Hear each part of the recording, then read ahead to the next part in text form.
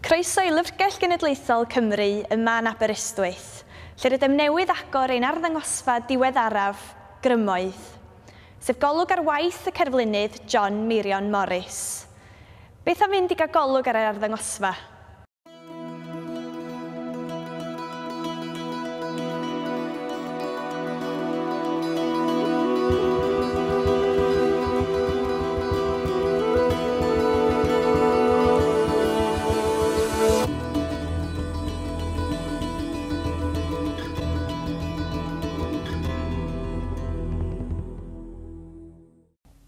Beth sydd yn ysgogi fi fwyaf ydy nid beth ydw i'n weld yn natur, ond beth ydw i'n weld yn y meddwl a'r dychmyg.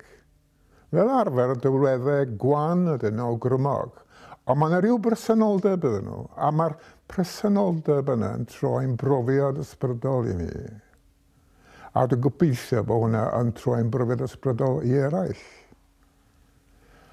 A mae yna ochr arall yn waith sydd hefyd yn wleidyddol, megis cofeb twyrin a'r Rhiannon a'r eraill gynnau.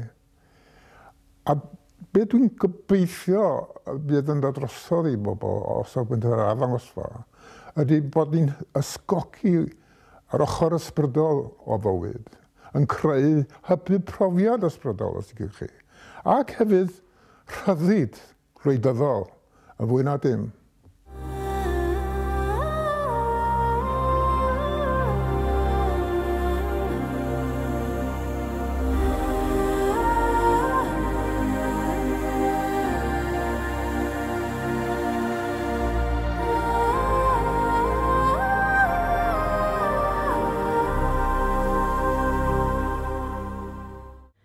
Wrth gyfeirio at gerfluniau John Meirion Morris, dywedodd archesgob Caergaint, Dr Owen Williams, maent yn gyffroes, yn rymus, yn rhyfeddol ac yn gain.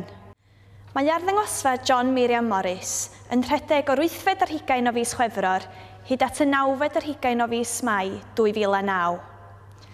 Tra yn y llyfrgell gallwch hefyd ymweld ar siop lyfrau a chaffi Pendinas. Edrychwn ymlaen at eich croesawu yma.